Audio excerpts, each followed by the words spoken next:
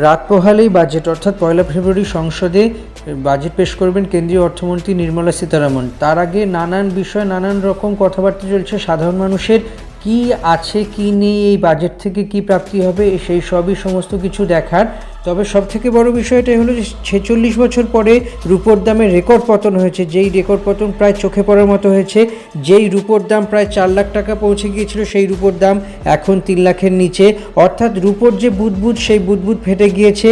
আগামী দিনে দেখার কথা যে মধ্যবিত্তের অন্যতম প্রিয় ধাতু রুপো ঠিক আগের জায়গায় চলে আসে নাকি না বেড়ে বেড়ে বেড়ে এমন জায়গায় যায় সেই জায়গা থেকে একেবারে নাগালের বাইরে। ফলে অপেক্ষার মাত্র কয়েক ঘন্টায় পরই বাজেটেই দেখা যাবে কি ব্যবস্থা নেওয়া হয়েছে। কাস্টম ডিউটি কমছে না বাড়ছে।